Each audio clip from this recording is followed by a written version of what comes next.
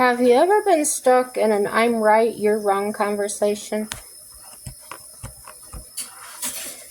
Well, I have.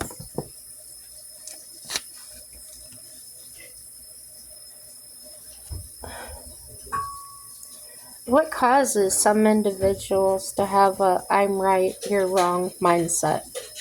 Can this mindset be changed or helped? Well, I found an article by Gretchen Rubin of the Happiness Project posted on June 26, 2012, and she says, ever been stuck in an I'm right, you're wrong conversation? Since those conversations, I've noticed this phenomenon several times. And she talks about OCS, which means it's a person who disagrees with and corrects whatever you say. It's called oppositional conversational style. Essay. I'm always looking for patterns in people's actions and temperament. You know that old joke, the world is divided into two groups, people who divide the world into two groups and people who don't. She said, I'm definitely in the first category. She says, I've loved learning about patterns such as the service heart, and I get a tremendous thrill whenever I manage to identify some new pattern myself. Abstainers and moderators, overbuyers and underbuyers, alchemists and leopards. She said, here's a new phenomenon.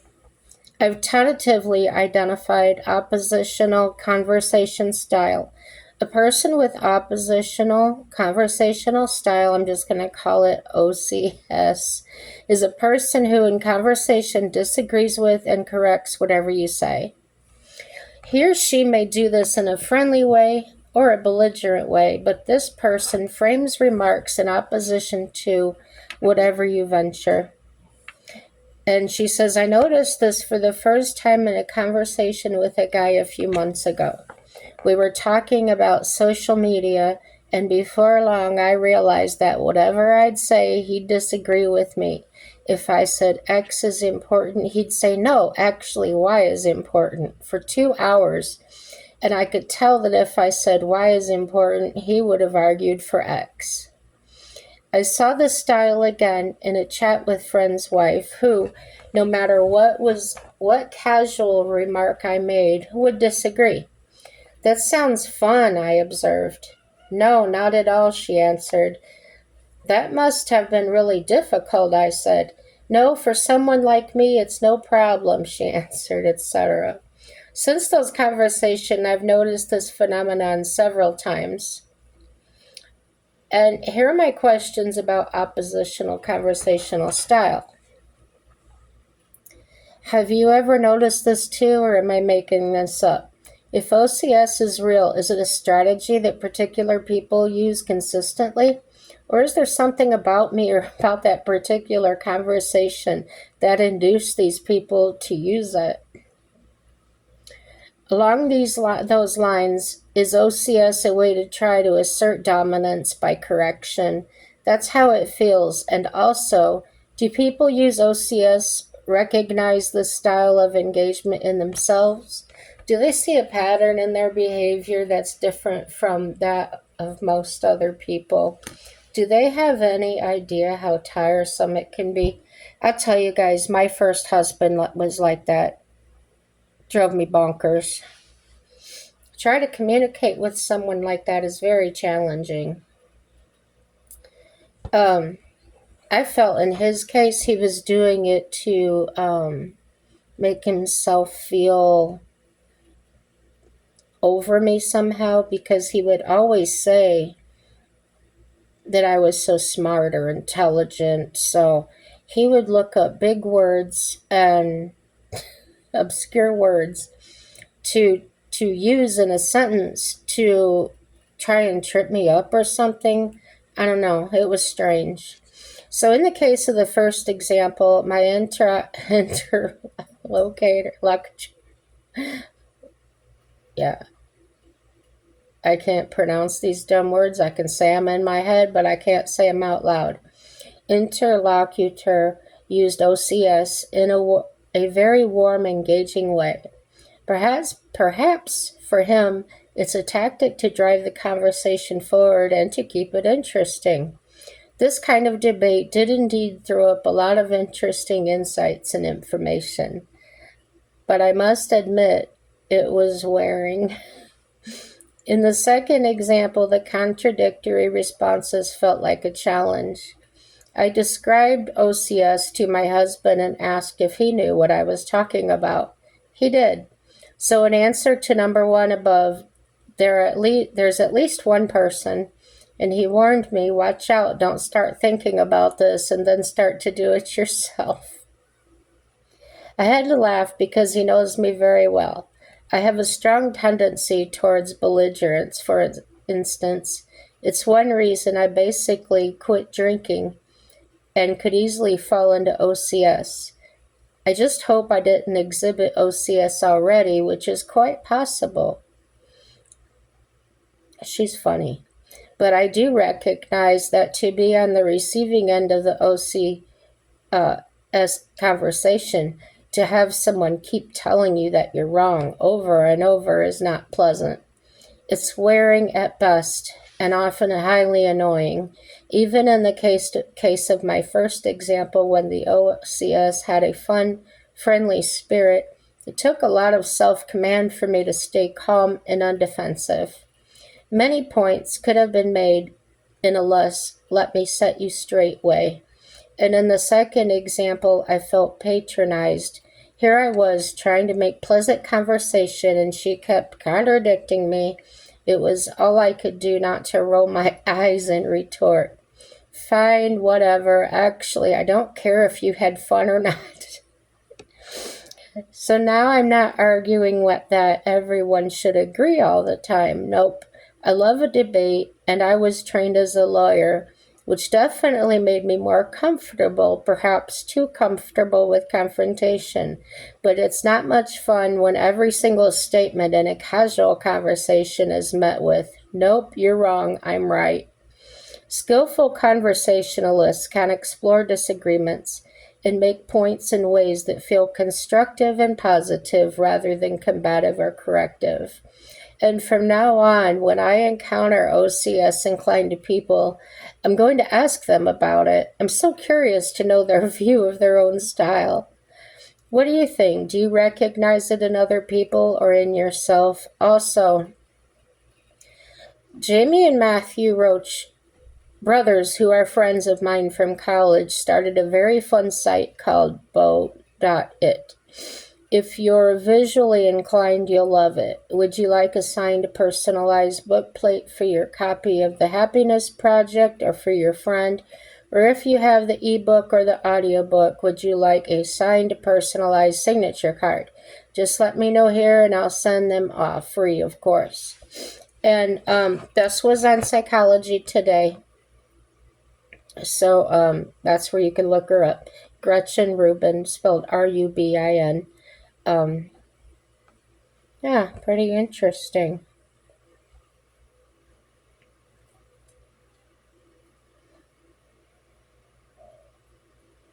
Let me see here.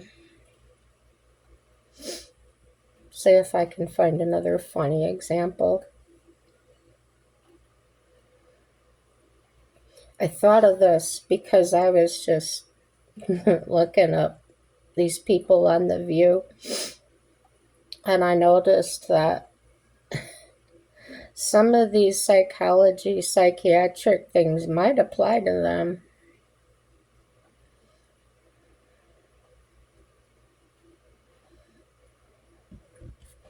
Like, what do you think about obsession? Are they obsessed with Trump? I think Whoopi is.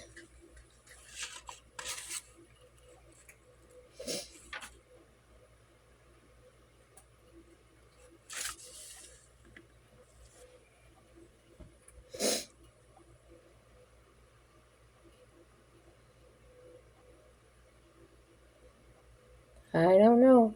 It's a popular thing. There's lots of sites on here with items for sale about I'm right, you're wrong. So, yeah.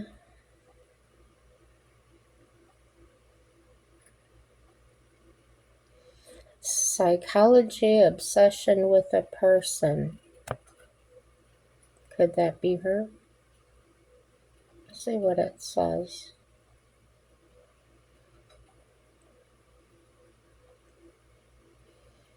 Loading, loading.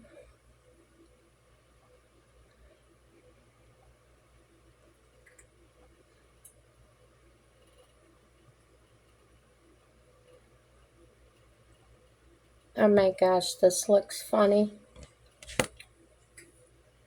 The AI overview, what's loaded so far. In psychology, an obsession with a person is often referred to as obsessive love disorder. Is Whoopi in love with Trump? I hope not. So the obsessive love disorder is abbreviated OLD, old, which describes a fixation on another individual to the point of feeling an overwhelming desire to possess and protect them, often accompanied by extreme jealousy and inability to accept rejection.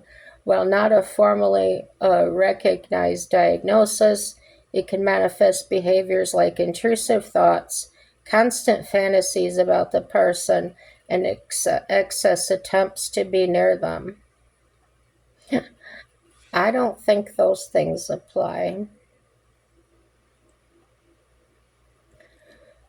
Let's see. Potential and contributing factors include low self esteem, attachment issues, past relationship trauma, and a tendency to idealize others.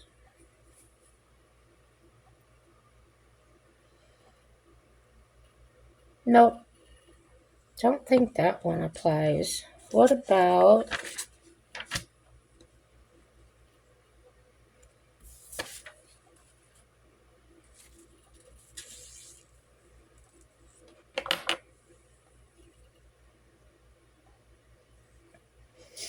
intrusiveness? Should we look at that?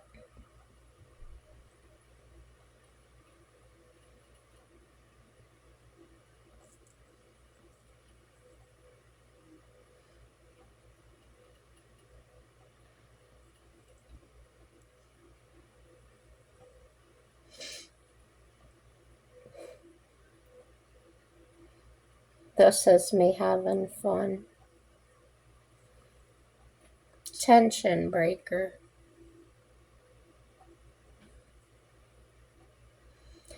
Intrusiveness is the act of being disruptive, interrupting, or invading someone's personal space or privacy. It can also refer to a person's tendency to be intrusive.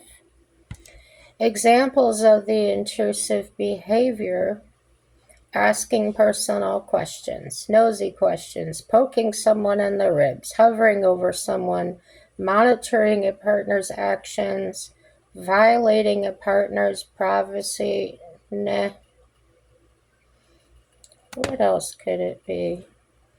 Comment, you guys. Obsession.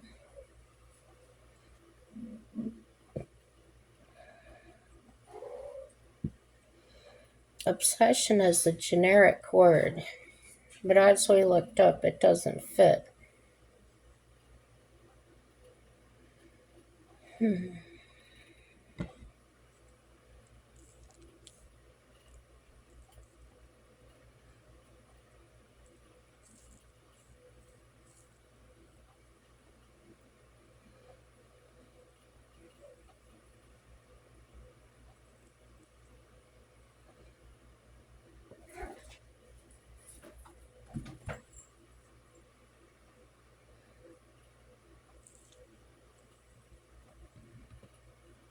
Well,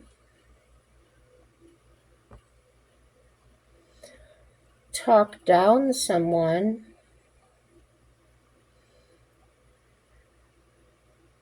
Definition in the Oxford Languages: discuss someone or something in a way that makes them seem less interesting or attractive.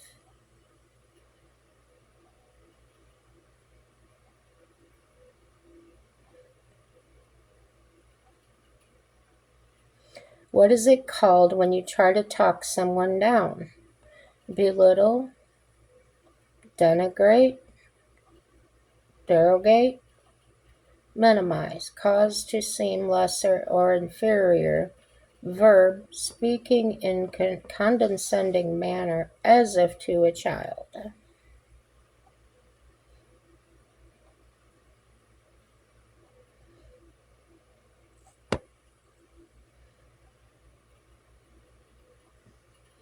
Here's an example of talking down. The pilot began to talk him down by giving instructions over the radio. They even blamed the government for talking down the nation's fourth biggest industry. Businessmen are tired of politicians talking the economy down. We talked them down and struck a deal. So everybody's doing it, huh?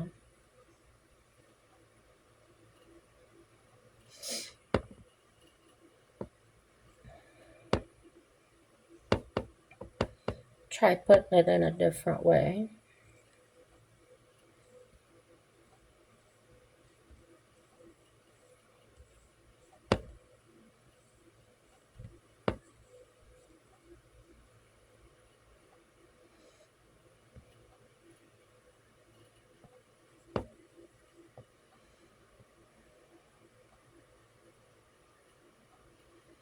What is the psychology of people who talk bad about other people nonstop?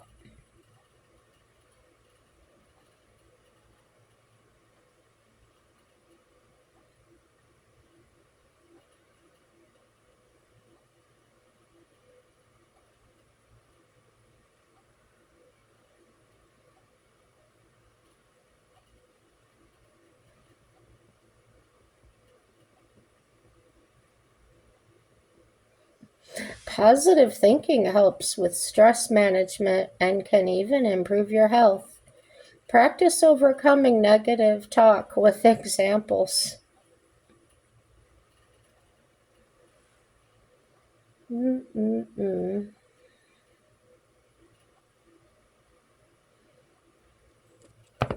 A lot of these go with talking to yourself.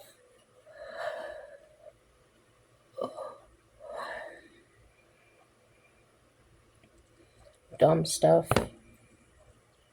Not worth our time to think about.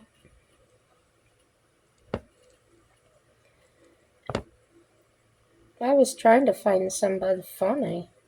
My videos have been so serious today.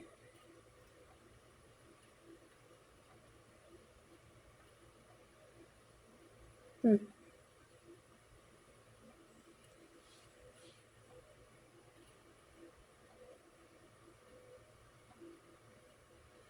Have you guys watched the Squid Games? I thought that was a pretty neat show.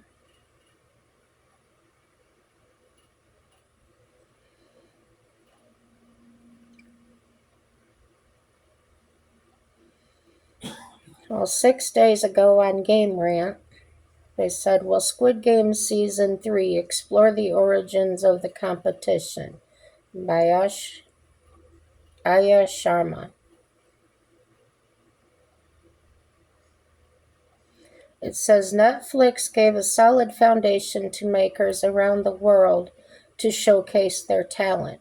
Shows such as Money Heist and Dark were some of the very first shows to let viewers know that language isn't a barrier anymore. What counts is how good the narrative is and if it can keep viewers engaged.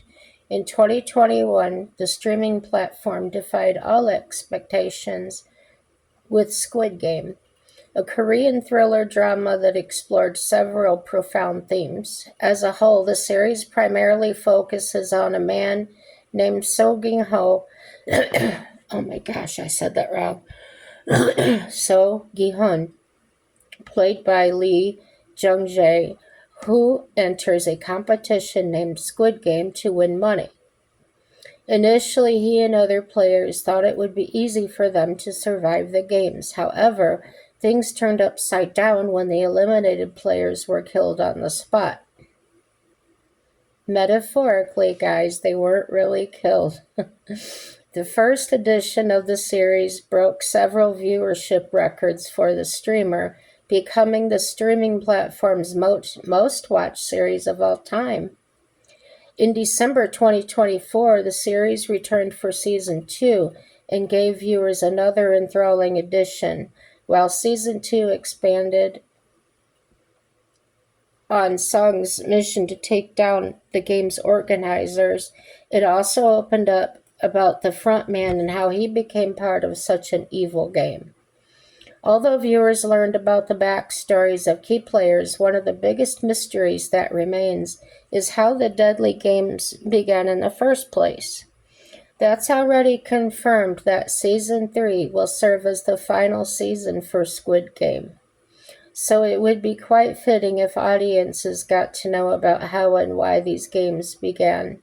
If Squid Game Season 3 delves into the origins of the brutal competition, it could add new layers to the story, giving viewers insight into the masterminds behind the blood-soaked spectacle. So, I don't know. But, yeah, instead of being killed, they were just shot with a paintball gun. But it was fun to watch. So, okay, I'm done. This is my third video. I'm over it. Happy day, y'all.